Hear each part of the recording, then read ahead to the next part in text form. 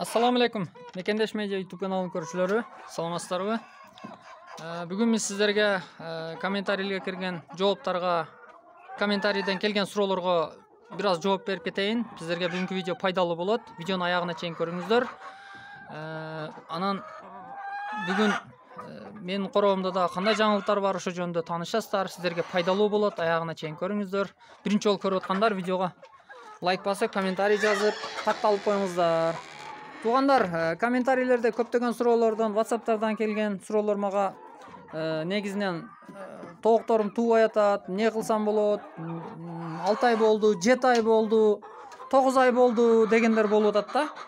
Анан мен ушул жерде айтып кетейин дегеним, туугандар, мынабы менин быйылкы тооктарым, мына булар жаңы линия, Казакстандан келген, привозной булар, жаңы линия алып келген. Былтыркы немеге кан алмаштырыш үчүн былтыры жазда менден чөжө алгандар, ушулардын немелерин алып, то есть ушулардан чөжө алып, кийин короздоруну өзүңүздөрдүн немеңиздерге былтыркы менден алгандар, жазда алгандар, колдонсоңуздар болот. Себеби экөө эки линия башка.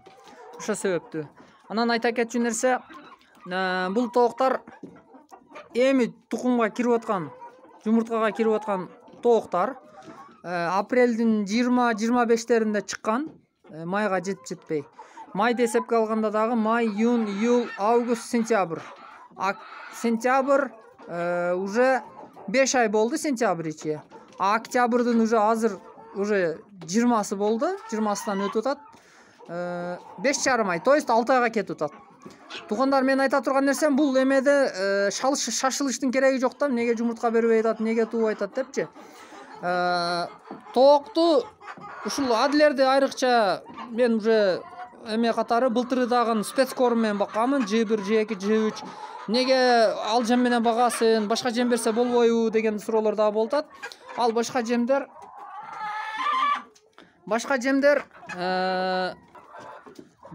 деле берсе болот. Болгону спецкорм берсеңиздер, атайын жөжөлөр үчүн атайын өзүнүн ар айга жараша жемдери бар. 1 айлык, 2 айлык, 3 айлык, 4 айлык. Ошону менен берсеңиздер жакшы чоңоёт. Анан КДЦ деген дагы бир жемдин түрү бар, ал универсал. 1 айлыкка деле берсеңиздер боло берет, 4 айлыкка, то есть жумурткага киргенге чейин берсеңиздер боло берет. Ал жем дагы өтө күчтүү жем, бирок кымбатыраак салыштырмалуу. Ошого мен былтырдан бери дайым эле ошол G1, G2, G3 деп жемдер менен багам. Мына азыр уже 5,5 айдан өтүп атат. Эми жумуртка туу баштады, уже күндө көбөйүп атат. Кече 4-5 болгон эде, бүгүн уже 7-8ге жетиптир. Эми күндө, то есть акырындык менен кошуп атат. Мен азыр жумурткага кирип атканда G4 берип атам, туугандар. G4 берип атам, себеби G4 бул тооктун организмини жумурткага даярдайт да. Ошондуктан G4'тү берип туруп 5%ке чейин G4 бересиздер, то есть 5% тууганга чейин количество тооктан. Анан Т1ге өтсөңүздөр боло берет. Мен Т1ге шашкан деле жокмун. Бергеним уже 10 күн, 12 жумага жакындап атат, 10 күндөн ашты. G4 берип атам, уже акырындык менен жумуртка көбөйүп атат. Канчалык шашпай берсеңиздер, тоок ошончолук өзүнүн мындай кичине болсо да өсүп, анан организм полноценный жетишет да. Ошо себептен G4 берип туруп, анан эме бериңиздер. Анан 6 ай, 7 айда кирбеди дегендер, сиздер бир жериңиздерден туура эмес болуп атат, же тооктарыңыздар жашынып тууп атат. Бул адлер жашынып тууганды жакшы көрөт бул да. Анан кадимки үй тооктардай эле булар кыйкырып тууп жүрбөйт. Ошондуктан ошол жагында карап көрүңүздөр. Же болбосо Т1 бере бериңиздер. Т1'ди 10 күндөн ашканда анан действие берип баштайт да. Ошондуктан мындай кичине сабыр кылып, мээнетин да кылып, Алладан да сурап, себебин да кылып, аракет кыла берсеңиздер, буюрса сиздер дагы жумурткага кирип калат. Булар аз короздор өздөрү, булар алмаш эле короздор, эми алмаштырам. 5-6 эле короз калды, сатылып кетти көпчүлүгү. Анан дагы айта кетчү нерсе, мен мындай астыга түшкөн алмаларды ушундай бир жумада бир жолу салып турам да. Бул дагы витамин да, тооктарга мындай жакшы пайдалуу нерсе. Астыга түшкөн эле алма, мына кадимки эле алма астыга түшкөндөрүн эле салып койсоңуздар, мына көрдүңүздөр кандай жейт. Анан витамин. Анан буга чиригенди бербеңиздер, себеби коксидиоз деген оору болот, оору жугуп калат тооктаргачы. Ошондуктан карап туруп баягындай чирибеген алманы бериңиздер, мындай. Баягы ирип кеткен эмес, то есть ирип кеткен. Мына эми закка жеген, бирок ириген эмес, мисалы үчүн. Көрдүңүздөр? Бир жакшы эле алма. Ушундан тооктарга берип турсаңыздар болот. Анан ошо ирип кеткенini, чирип кеткенini бербеңиздер. Тооктар оору жугат. Анан дагы кошумча айтып кетчү нерсе, кичине кебек аралаштырып берип койсоңуздар дагы жакшы болот. Кебек ашказанды мындай иштетет да, тооктардынчы. Көп эмес, бирок аз-маз кошуп берсеңиздер, анда витамин деле жок, бирок мындай ашказанды жакшы эме кылып берет да, сиңирип.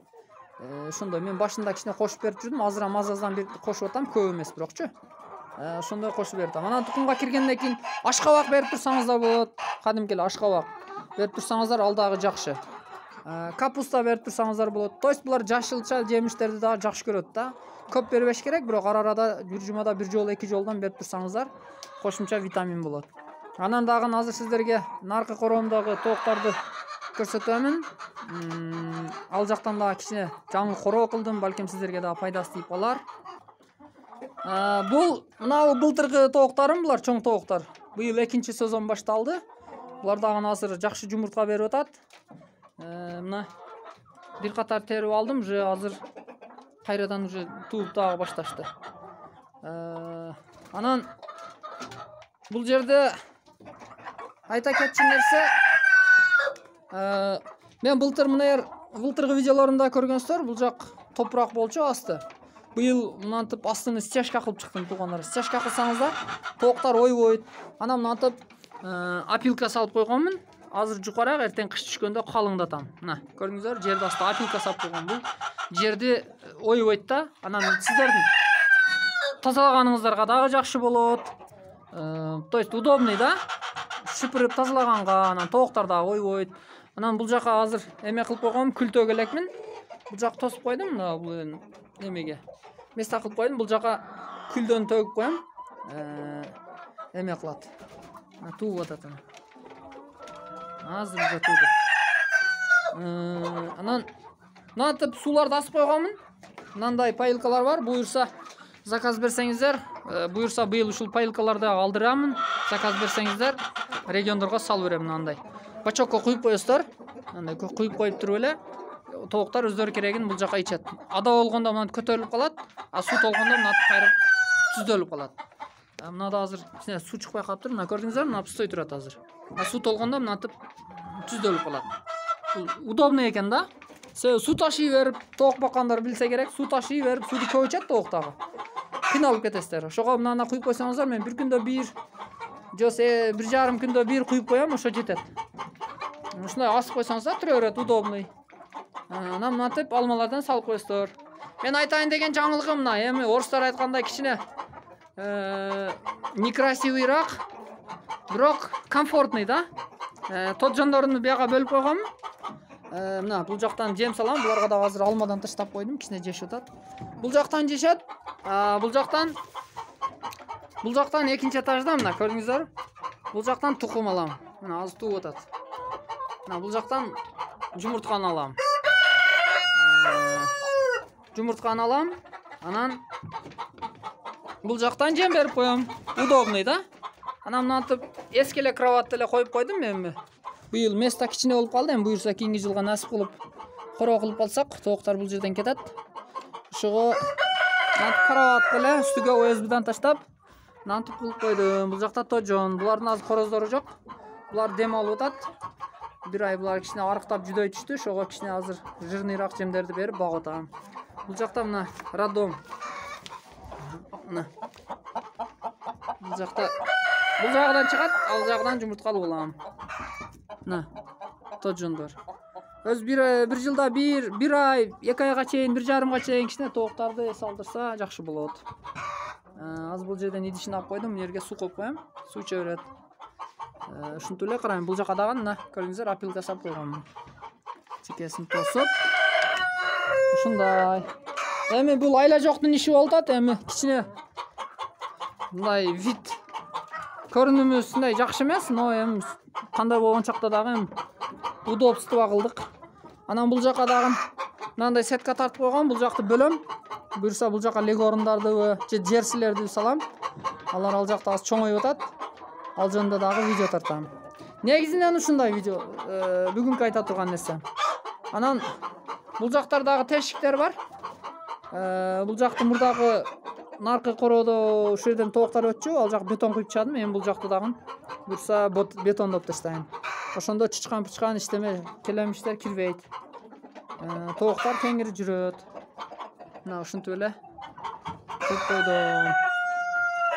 Видео жаккан болсо лайк басып коюңуздар туугандар. Менин видеом бир аз да болсо пайдалуу болду. Мен өзүмдүн ферма менен сиздерге кичине жакшы пайдалуу маалыматты бөлүштүм деп ойлойм.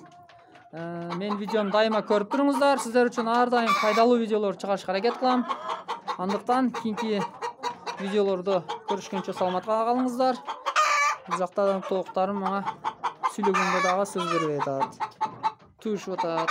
Сиздер да тоок кылыңыздар туугандар. Тоокка кызыккандар кылыңыздар, кылса болот экен. Мен дагы 10 жыл ойлоп жүргөм, бирок былтыры рисковать этип бисмилла деп Алладан сурап баштадым. Кудайга шүгүр жакшы, жаман эмес.